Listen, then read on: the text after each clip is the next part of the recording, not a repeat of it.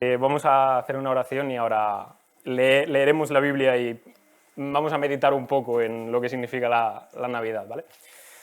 Pues Señor Jesús, nos gustaría que tú nos hablases a través de tu palabra esta mañana y ese es mi deseo y mi oración, que lo que yo pueda decir, aunque sean mis propias palabras, aunque sea mi forma de decirlo, de fondo en realidad esté tu palabra y nos hables por ella y por tu espíritu, convenciéndonos y afirmándonos a los que ya tenemos fe.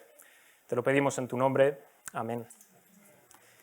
Antes de nada, igualmente, pues sí que os pediría que vayáis buscando el texto, que ahora lo leeremos, que está en la carta a los Filipenses, y es en el capítulo 2 que vamos a leer ahora después.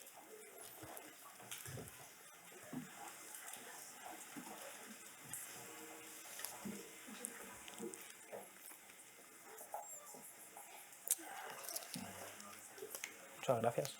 Dejo por aquí, ¿vale? Voy a ver cómo me apaño con este atril porque...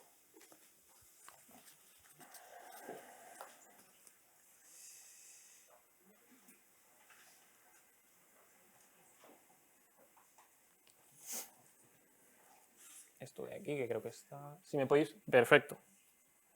Bueno, eso que veis en pantalla ahora os voy a ir poniendo unos puntos para que más o menos nos ubiquemos, pero ese es el título que le quería poner esta mañana, o esta tarde más bien, siempre estoy acostumbrado a la mañana, a esta meditación que vamos a tener esta tarde. El Dios que se hizo hombre y el Rey que se hizo siervo. Quería comenzar con una frase que dice lo siguiente: todos los cementerios del mundo están llenos de gente que se consideraba imprescindible. La voy a repetir por si acaso alguno está despistado. Todos los cementerios del mundo están llenos de gente que se consideraba imprescindible.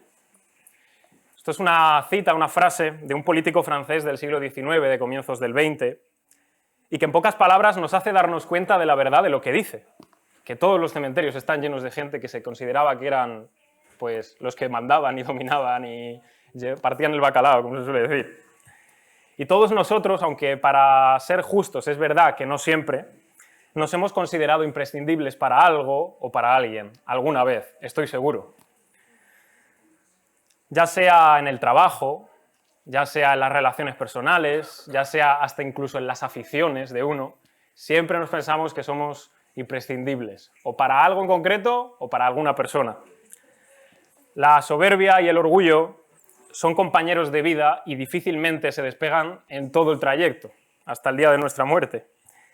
En nuestra propia opinión, hacemos mejor las cosas que los demás, con mayor esfuerzo que los demás, con un sacrificio más intenso que los demás, y cómo no, para ponerle la guinda al pastel, le añadimos la cucharada de autocompasión, diciendo, no, es que nadie valora todo lo que hago. Y lo cierto es que aun nuestras mejores intenciones, nuestros esfuerzos más bien realizados, nuestros deseos mejor pensados, todos ellos, absolutamente todos, siempre están manchados de algo malo, queramos o no. A veces es la soberbia, a veces es el orgullo, a veces es la ira, a veces es la rivalidad con otras personas, a veces es la envidia. Todo lo que nos planteamos hacer, deseamos o llevamos a cabo, siempre está contaminado de alguna manera. No existe el deseo y la intención más pura en nosotros. Y ahora que llega la Navidad parece que se nos olvida que es nuestra verdadera condición, porque se nos llena el corazón del deseo de ser buenísimas personas, pero es una fachada que dura pues unos pocos días, luego se derrumba, es un disfraz que dura muy pocos días puesto, ¿verdad? En Navidad, una vez que pasa la Navidad se nos olvidó, ya no hay nadie que nos pueda ver lo buenos que somos, así que volvemos a la normalidad. Pero hoy os quiero hablar de alguien que lejos de actuar como actuamos nosotros, lo hizo al revés. Y ya quizás os estáis dando cuenta de ello por lo que pongo en pantalla. El Dios que se hizo hombre y el Rey que se hizo siervo. Si conocéis a alguno que haya hecho eso, sí, desde luego que uno, pero ninguno más. Y quiero que me acompañéis a leer el texto de hoy, que ya os lo dije antes, que está ahí en Filipenses, en el capítulo 2. Y voy a leer desde el versículo 5. Dice... hasta el 11, ¿vale? Del 5 al 11, capítulo 2 del 5 al 11. Dice, haya pues en vosotros este sentir que hubo también en Cristo Jesús, el cual siendo en forma de Dios no estimó el ser igual a Dios como cosa a que aferrarse, sino que se despojó a sí mismo tomando forma de siervo hecho semejante a los hombres, y estando en la condición de hombre, se humilló a sí mismo, haciéndose obediente hasta la muerte y muerte de cruz.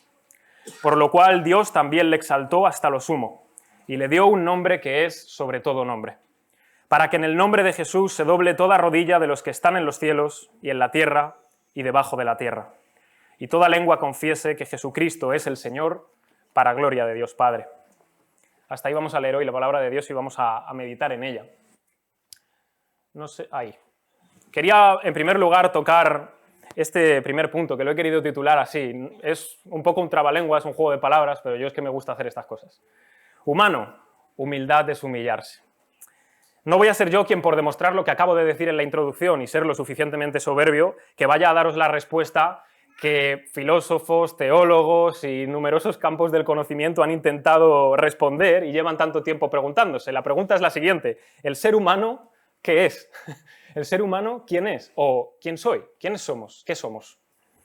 Lo mejor que podemos hacer para intentar descubrir qué es lo que somos como seres humanos, a mi juicio, claro, como cristiano, es que vayamos a ver qué es lo que Dios dice acerca de nosotros, ya que fue Él quien nos hizo, quien nos creó, ¿verdad? Y puede decir más que nosotros y de una forma más objetiva que nosotros. En los primeros capítulos del Génesis, para quienes sois lectores de la Biblia o entendéis acerca de ella, bueno, esto independientemente de tu interpretación de ella, ¿vale? Yo no soy científico, así que independientemente de tu interpretación de Génesis, el Señor dice que nos hizo de la tierra. Y esto ya nos muestra una realidad respecto a quiénes somos nosotros. Que no somos extraterrestres, eso lo primero, pero que tampoco somos dioses. No somos ni una cosa ni la otra, sino que somos literalmente terrestres, de la tierra, terrícolas, terrenales, como lo quieras llamar. De hecho, de ahí se deriva la palabra humano, es decir, del término humus, que significa tierra, y de ahí deriva después el resto de palabras, en concreto esta, humano. Pero pronto en la historia vamos a ver que las cosas se tuercen, porque si seguís leyendo Génesis, o quienes ya lo conocéis, en el capítulo 11, en referencia a la Torre de Babel, allí encontramos a seres humanos como tú y como yo, eran personas igual que nosotros, aunque hace ya muchos siglos que estuvieron por ahí, pero eran personas como tú y como yo, dijeron: vamos, edifiquémonos una ciudad y una torre, y cuya cúspide llegue al cielo, y hagámonos un nombre. De la tierra quisieron llegar al cielo, que es el símbolo, como todos sabemos, de las alturas, de donde Dios está, o sea, es decir, que querían usurpar el lugar de Dios, y en segundo lugar le añaden el hecho de que querían hacerse de un nombre, es decir, que querían tener una fama, una gloria personal por lo que iban a hacer, cosa que por supuesto solo le corresponde a Dios. Y claro, desde aquel entonces Dios ya lleva advirtiendo, desde esas primeras palabras del Génesis hasta llegar también al Nuevo Testamento, de lo inútil que es eso, de la torpeza que hay en nosotros, de la estupidez, de la soberbia y el orgullo humanos. De hecho, quería leeros también por aquí en el profeta Isaías. Mirad lo que dice Isaías respecto a esa condición nuestra. Ay del que pleitea, del que discute con su hacedor, el tiesto con los tiestos de la tierra. Dirá el barro al que lo labra: ¿qué haces? ¿O tu obra no tiene manos? Ay del que dice al padre: ¿por qué engendraste? Y a la mujer: ¿por qué diste a luz? Así dice el Señor, el Santo de Israel y su formador: preguntadme de las cosas por venir, mandadme acerca de mis hijos y acerca de la obra de mis manos. Yo hice la tierra y creé sobre ella al hombre. Yo, mis manos extendieron los cielos y a todo su ejército mandé. O sea que aquí el Señor le está diciendo: ¿cómo va a decirle la obra de mis manos al hacedor que qué estoy haciendo? Pero así nos hemos convertido, hasta el punto de que ya directamente no le decimos a Dios: ¿qué haces?, sino que le decimos: adiós, muy buenas, gracias por todo, y nos vamos. Lo irónico de todo esto, o sea, lo irónico del tema de la soberbia y del orgullo humano, es que valoramos inmensamente cuando vemos la humildad en otra persona. Eso es curioso, porque a ninguno de nosotros, estoy seguro, nos gustan los orgullosos, los que se vienen arriba, los que se lo tienen muy creído por lo que son, por lo que hacen. No gustan, más bien les solemos tener, y esto no sabía cómo decirlo de manera suave, una especie de repugnancia a esa actitud, ¿verdad? No nos gusta a esas personas, o cómo se comportan al menos. De hecho, juzgamos de manera fuerte. ¿Y de qué va? Pero en realidad, ¿qué es la humildad? Bueno, la humildad es la virtud, o es la capacidad de reconocer quiénes somos nosotros realmente ante la realidad objetiva de cómo son las cosas. Claro, dicho así es muy genérico, ¿verdad? llevándolo un poco a lo que dije antes acerca del ser humano que viene del humus, de la tierra, la humildad es la capacidad de humillarse a uno mismo. Es decir, literalmente de postrarse en tierra. Eso es lo que significa humillarse en su origen, ¿no? La palabra latina. O sea que es propiamente humano humillarse. O dicho de otra forma, es propiamente del ser humano reconocer de dónde viene. Y si el humano viene del humus, será normal que se humille, ¿verdad? Si viene de la tierra, no hará otra cosa que postrarse a tierra. Porque somos polvo y al polvo volveremos, y venimos de la tierra y a la tierra tendremos que volver.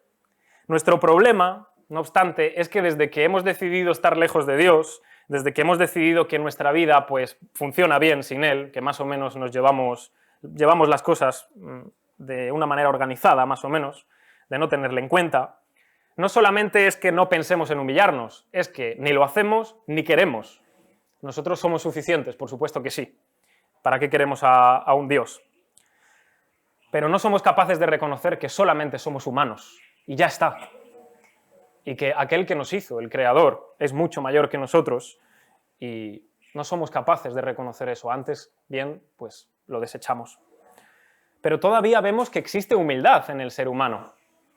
Todavía vemos que hay personas que se humillan, en el buen sentido de la palabra, que reconocen pues, su pequeñez o su falta de capacidad de algo, que no se creen lo mejor ni nada en el mundo, ¿no? Pero si no se humillan ante Dios, ¿ante qué o ante quién se están humillando? Es decir, si el ser humano todavía se humilla y no lo hace ante Dios, ¿ante quién? Eso es un poco lo que quiero meditar con vosotros en este segundo punto, que lo llamo así, los ídolos a los que te aferras. El texto que hemos leído hoy en Filipenses nos habla de Jesús y dice que él, siendo Dios, no consideró eso, el ser Dios, esa gloria y esa majestad que él tenía al lado del Padre, como algo a lo que aferrarse, a lo que agarrarse y quedarse ahí para siempre, sino que por un tiempo, mientras estuvo en este mundo, él decidió despojarse de todo aquello, no vivir esa gloria y esa grandeza que él tenía en la eternidad junto al Padre. Claro, la cosa es diferente porque cuando hablamos de Jesús y decimos que él no se aferró, si él hubiera decidido no aferrarse, él no sería malvado por eso, es lo que a él le pertenece. Antes estábamos cantando en la canción, él es digno. ¿Y por qué es digno? Pues porque su dignidad le pertenece sin más, por ser quien es. Como digo, si él hubiera decidido, digamos, aferrarse a su gloria y no venir, él hubiera sido igual de bueno que es ahora mismo. Pero cuando hablamos de aferrarnos a cosas desde la perspectiva humana, es decir, desde nuestro punto de vista, ahí la cosa cambia, y ahí la cosa sí que muchas veces es mala. Claro, algunos quizás pensáis que ya sabéis lo que significa la palabra ídolo, y estoy seguro que más de uno lo suele usar, sobre todo en el fútbol, ¿verdad? Este es mi ídolo. Cristiano Ronaldo, Messi, todas esas cosas, ¿verdad? Pero también hay otra forma de entender ídolo. Quizás alguno de vosotros sabe o entiende que un ídolo es pues, una estatua de un santo, de una virgen, de un Jesús en la cruz, que está en muchas iglesias y que muchas personas rezan a esas estatuas. Eso es idolatría, decimos, porque están adorando una estatua, una imagen. Bueno, es verdad, eso es una definición de idolatría, pero es muy básica. Es decir, la idolatría es más profunda y hay quienes no se postran ante una imagen y una estatua y también están idolatrando. Y dejadme que lo explique.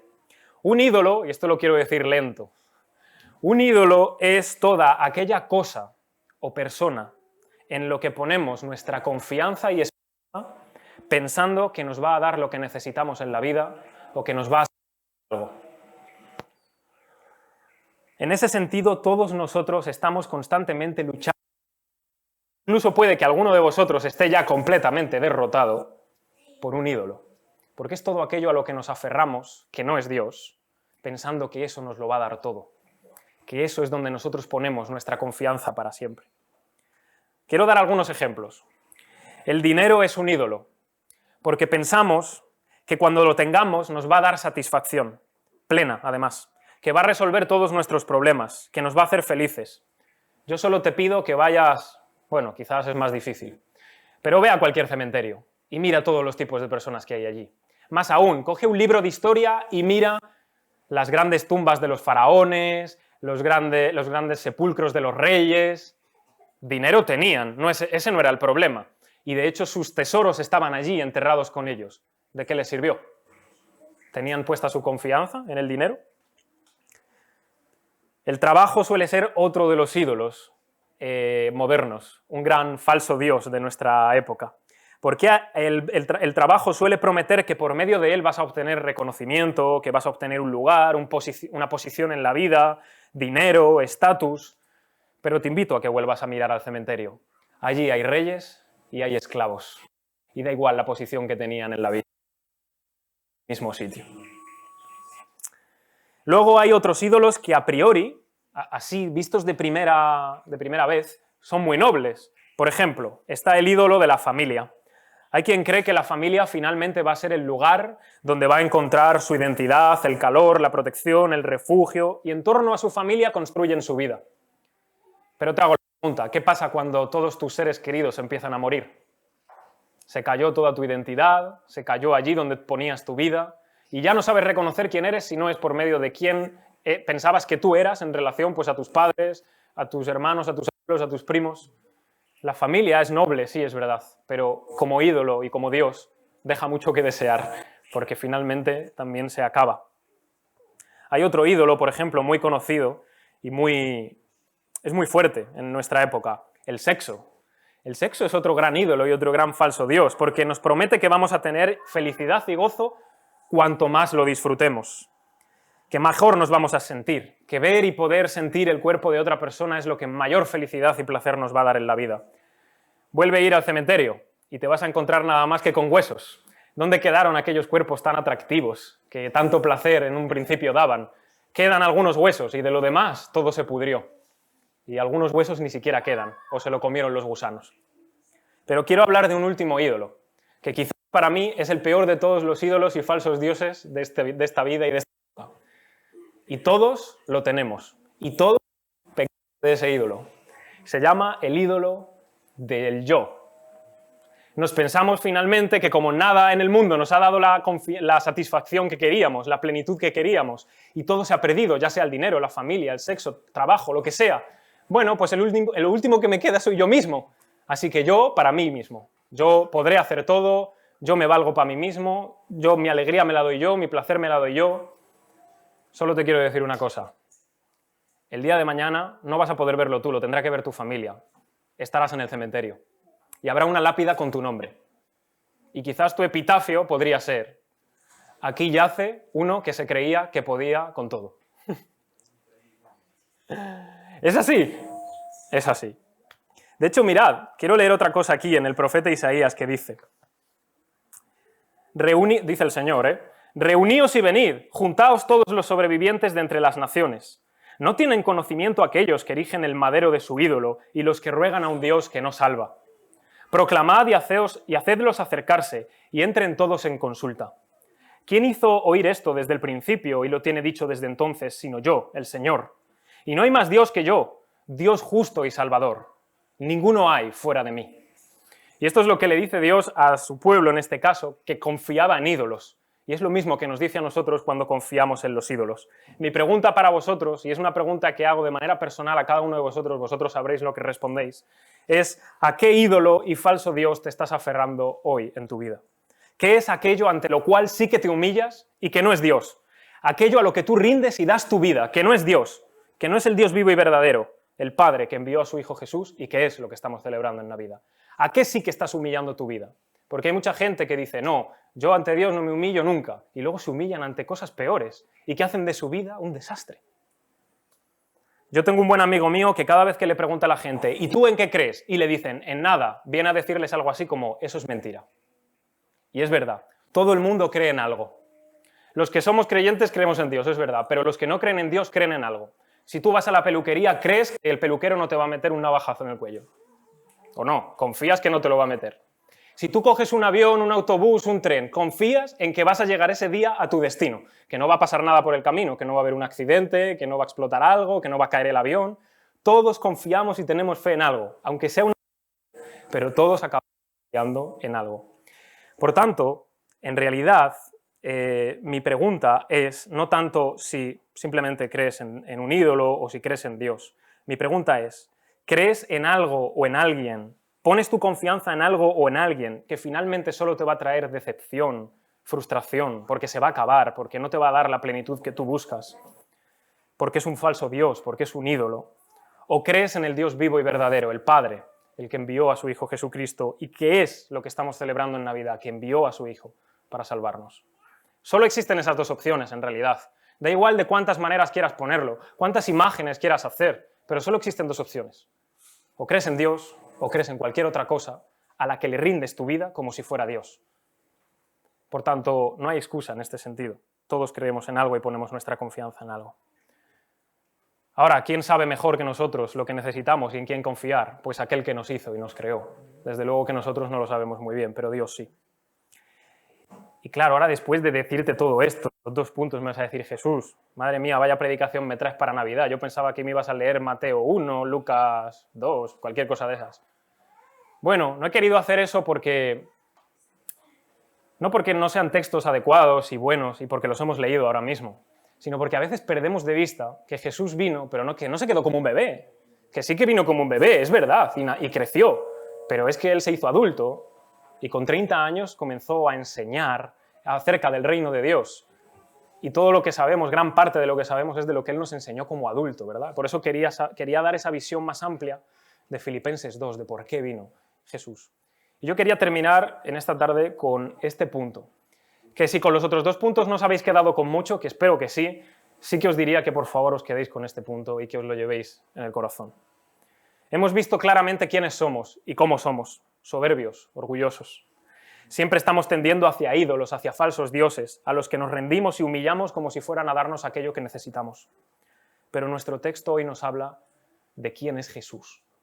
Eso es lo que hemos leído en Filipenses, de quién es Jesús. Y Él, a diferencia de todos nosotros, hizo completamente al revés. Nosotros no somos nadie y buscamos en la vida escalar para ser alguien. Sin embargo, Jesús, siendo Dios, lleno de toda su gloria, de toda su majestad, de renombre, de luz, de brillo, de bondad pura, deja todo aquello por un tiempo y viene a este mundo y se hace un hombre. Y se hace un hombre como un bebé, como un niño, normal y corriente. Este es el mensaje de la Navidad, que Dios vino al mundo como un hombre, que Dios se hizo hombre. Pero quiero que aguantes un poquito más cosas que te voy a decir. Aunque Jesucristo es el Dios vivo y verdadero, a quien todos le deben honor, no obstante, Él decidió humillarse. Y decidió humillarse cuando éramos nosotros los que nos debíamos humillar delante de Él. Jesús es el Dios que se hizo hombre. Y aún más, estando en la condición de hombre, si era suficientemente humillante que el Dios del cielo se haga un hombre, todavía más Él se vuelve a humillar. Y siendo hombre, es obediente hasta la cruz y se hace un siervo por todos nosotros. Vino como un bebé, creció como un niño, como un adolescente, se hizo adulto, comenzó a predicar acerca del reino de Dios, pero Él se humilló como un siervo. Él es el rey que se hizo siervo, no solo el Dios que se hizo hombre. Se humilló 2 veces. Y cuando Él comenzó a darse a conocer al mundo, lo que enseñó y predicó fue que el reino de Dios se había acercado. Es decir, que Dios, no teniendo que darnos nada, no teniendo que perdonarnos ni darnos nada por el desprecio que le hemos hecho y le seguimos haciendo en la vida, se acerca a nosotros a través de Jesús. Y viene a decirnos, el reino de los cielos se ha acercado. Arrepentíos, creed en el Evangelio, creed en la buena noticia, creed que yo soy el Mesías que viene a salvaros por todo lo que he hecho por vosotros.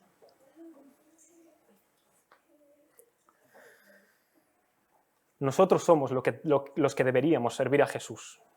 Y sin embargo, Él viene y nos sirve a nosotros. Él es el rey que se hizo siervo. Pero todavía más, si te piensas que ha acabado la cosa aquí, aquí no se acaba. Estando en la más humilde de todas las condiciones, siendo un hombre despojado de todo aquello que Él tenía, obedece. ¿Y qué obedece? Obedece hasta el final. ¿Y qué implica eso? Que fue a la muerte, y a una muerte de cruz. ¿Pero por qué Jesús fue a la cruz? ¿Por qué murió? ¿Qué necesidad había de que tuviera que ir a una cruz a morir tan sangrientamente como vemos en los evangelios, verdad? Déjame que lo lea de nuevo en Isaías. Hoy estoy leyendo mucho Isaías porque tiene mucho que ver con Filipenses. Fijaos lo que dice. Vuelvo a leer lo de antes. Dice el Señor, proclamaos y hacedlos acercarse, y entren todos en consulta. ¿Quién hizo oír esto desde el principio y lo tiene dicho desde entonces, sino yo, el Señor?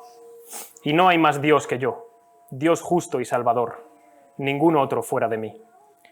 Y fijaos lo que dice ahora. Esto lo está diciendo el Señor. Mirad a mí y sed salvos, todos los términos de la tierra, porque yo soy Dios y no hay más. Por mí mismo hice juramento, de mi boca salió palabra en justicia y no será revocada, que a mí se doblará toda rodilla y jurará toda lengua. Y se dirá de mí, ciertamente en el Señor está la justicia y la fuerza. A él vendrán, y todos los que contra él se enardecen serán avergonzados. En el Señor será justificada y se gloriará, se enorgullecerá toda la descendencia de Israel, del pueblo. ¿Qué es lo que dice Isaías aquí? Dos cosas, que Dios es justo y que Dios es salvador. Las dos cosas a la vez. Por tanto, él debía cumplir toda justicia que nosotros no hemos cumplido. Más bien todo lo contrario, hemos sido injustos con él y hemos sido injustos con nuestro prójimo. Y nuestra injusticia merece castigo de parte de Dios, porque le hemos desobedecido. Y no solo desobedecido, es que casi le hemos escupido en la cara diciendo, adiós, no me interesas. Y a pesar de eso, a pesar de que nuestra vida lejos de Dios lo que merece es el castigo, sin embargo Jesús se hace un hombre como nosotros, vive una vida de humillación y de sufrimiento en nuestro lugar, derrama inmensamente su gracia sobre nosotros y nos ofrece la esperanza de la salvación por medio de la fe en Él, es decir, por confiar en Él. Y cuando llega el momento más terrible, el momento de la cruz, y todos conocéis esa escena, Jesús no está simplemente sufriendo algo que se le ha ido de las manos, vaya, se me fue, me pasé de la raya, dije cosas que no debía, ahora voy a morir. No. A Jesús no se le estaba yendo de las manos ningún plan. Jesús había venido a eso. Cuando Él nació, Él ya venía para eso. Él ya venía para esa cruz. Pero porque lo que Él estaba haciendo en la cruz es ir voluntariamente a sufrir en nuestro lugar. O dicho de otra manera, el castigo que cada uno de nosotros nos merecemos, Él lo estaba sufriendo en nuestro lugar. De tal modo que Dios sigue siendo Salvador ahora y justo, porque ha cumplido toda su justicia a través de Jesús, al haber castigado el pecado en Jesús y dándonos la justicia que nosotros no tenemos, pero que Jesús nos da, porque ha cumplido todo perfectamente por nosotros. Ahora, si quieres obtener esta salvación, debes hacer una cosa que no es muy difícil, y lo hemos leído en Isaías: mirar a Él. Mirar no requiere ningún esfuerzo, solo tienes que humillarte y levantar un poco tu mirada. Estoy hablando simbólicamente, claro, para mirar a Jesús y ser salvo, nada más. Mirad a mí y sed salvos todos los términos de la tierra, dice Isaías. Hasta el punto de la cruz ha llegado Jesús para salvarnos, hasta el punto de sufrir una muerte horrenda. Pero claro, no todo acaba en la muerte de Jesús en la cruz, sino que aquellos que somos cristianos y lo que dice la Escritura acerca de Jesús es que Dios le levantó de entre los muertos. Que aquella muerte solo fue algo necesario por nosotros, pero que Él volvió a la vida. Y que desde entonces Jesús está vivo, Jesús ha resucitado. Y eso es lo que hemos celebrado hace unos meses, ¿verdad? En Semana Santa. Y a partir de ahí, Dios le ha dado un nombre a Jesús, ante el cual absolutamente todo el mundo, y cuando digo todo el mundo es todo el mundo, un día va a tener que doblar su rodilla y va a tener que confesarlo. Y habrá quien lo confiese de buenas, y lamentablemente habrá quien lo confiese de malas. Pero un día, todo ser humano se va a tener que doblar ante Jesús. Y va a tener que reconocer ese nombre que Dios le ha dado. Que no es el nombre de Jesús, por cierto. Yo me llamo Jesús y ante mí no se tiene que doblar nadie. Es el nombre de Señor. Jesucristo es el Señor. El Dios vivo y el Dios verdadero. Es ante Él a quien todos doblarán su rodilla. ¿Y cómo podemos aferrarnos a la esperanza y a la salvación que Él nos da? Confiando en Él. Confiando en Él. No son tus buenas obras, no son tus logros, no es nada de lo que tú puedas hacer por Dios. Es simplemente lo que Él ya ha hecho por ti. Y si tú confías en ese Dios o si confías en otra cosa. Mi pregunta es, ¿qué vas a hacer hoy, en este día de Navidad? Mi pregunta es, ¿qué vas a hacer si esta noche vienen a pedirte tu alma y mañana ya no abres tus ojos y no despiertas nunca más. Seguirás siendo tan soberbio como para decir, no, mañana voy a seguir vivo porque estoy sano. Tú no lo sabes. Serás tan necio como para decir, no necesito a Dios, voy a seguir a mis ídolos. Pero ¿cómo puede ser tan absurdo si ya hemos visto que eso no da lo que en verdad necesitamos?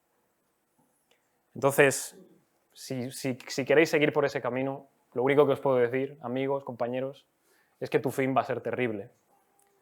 Que desde luego vas a tener que confesar que Jesús es el Señor, pero no va a ser tu Salvador, va a ser tu juez. Y yo te diría que hoy no te pongas a mirar aquí, a los que estamos aquí. Tú puedes mirar a la iglesia y decepcionarte. Y te digo una cosa, tú mira a la iglesia y te vas a decepcionar. Mírame a mí y algún día te voy a decepcionar. ¿Vas a hacer caso a este cura y a este pastor? También te va a decepcionar. Absolutamente todos los que estamos en este mundo te van a decepcionar. Y la iglesia, claro que ha hecho muchas cosas malas y lo que tú quieras en nombre de Dios. No te estoy diciendo que mires a los hombres, te estoy diciendo que mires a Jesús. A Jesús. Porque eso es lo que Isaías dice aquí. Mirad a mí, no a los demás, a mí. Y lo que yo he hecho por vosotros. Por tanto, yo te diría que dejes tus prejuicios a un lado, que dejes tus excusas a un lado y que confíes en Jesús, que mires a Jesús y lo que Él dice en su palabra, porque esto es lo que no falla, lo que Él dice en su palabra.